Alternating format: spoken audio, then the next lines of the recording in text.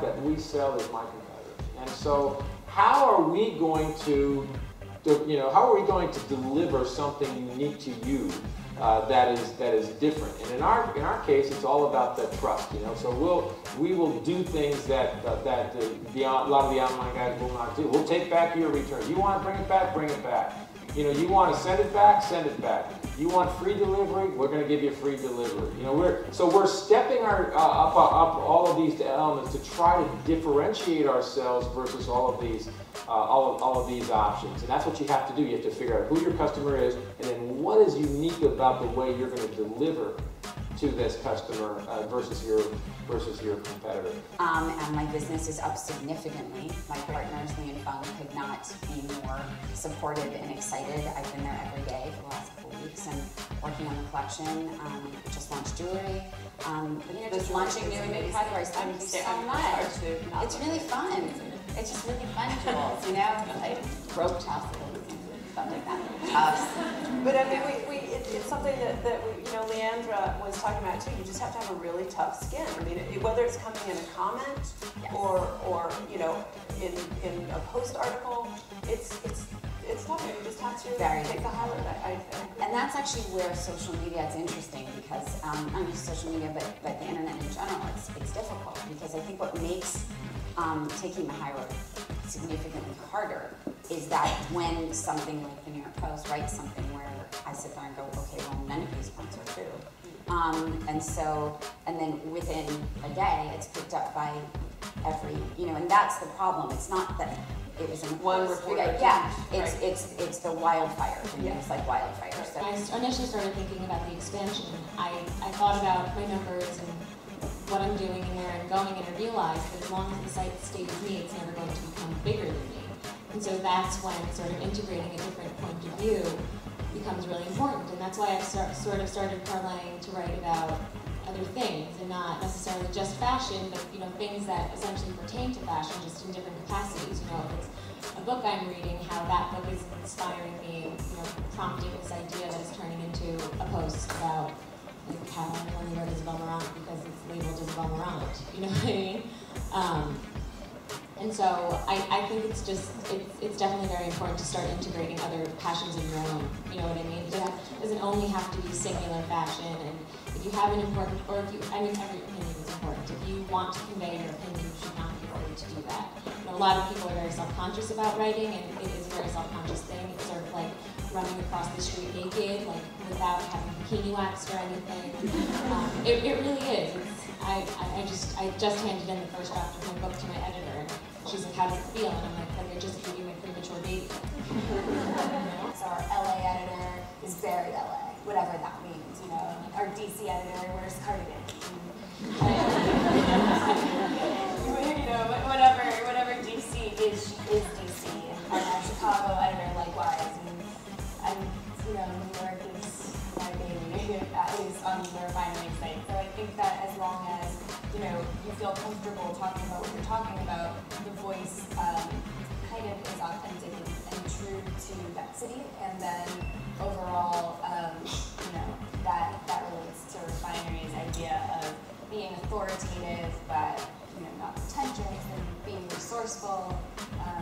So I think it's a puzzle. And I think the thing is, you have to just keep looking forward. You have to keep looking forward. You have to, nothing's going to fall in your lap. And I can't really emphasize that enough. You have to make things happen for yourself. They don't just come to you. And you can be handed a favor here and there. Someone can help you get in the door. But if you don't perform and you don't work, and people can see that you don't work, it won't last. It'll be like 15 minutes, you know. Much as we all love fashion, not everyone loves fashion, and not everyone is going to know the industry players we're talking about. And as much as, like, you know, it's sort of my goal to make those people accessible so you don't feel like it's this club that you are not a part of. You know, I think there's only so much room to grow when it's fashion. But I think that, and we were talking about this earlier, there are lots of different ways to sort of bring in revenue and opportunities. So traffic is always important. You always want more traffic. That's what big advertisers like to see. They want to buy with you because you have clicks and eyes on the page. But also they want an influential voice. So even if a site is not as big, if you're reaching an audience that's really influential, that everyone who's reading your site is also going out and telling people to buy the things that you're recommending, that's super valuable to a brand as well. So we have 5 bloggers, one from LA, San Francisco, Miami, Chicago, New York City, who are taking a piece of the collection, of the Incorrigible collection, and they're styling it 5 different ways. And they're doing it in 5 days. And so over the next 5 days, starting on I think we're going to start on the 11th, they'll talk about and show and do videos of themselves wearing the clothes in their own lifestyle. I've never kind of stopped to pat myself on the back and be like, you are so good at this. Because, you know, I just don't do that, you know, and I think that's genuinely because I don't feel that way, and I'm honored and I'm flattered, and I love what I do, and I'm super proud of, you know, my last 100 years of work. But at the same time, I think in order to be considered an expert, it's funny because it is a very subjective thing, in fact, because someone could think I really suck, you know. So pardon my French, but I guess what I'm saying is you need to work really hard and love what it is that you do.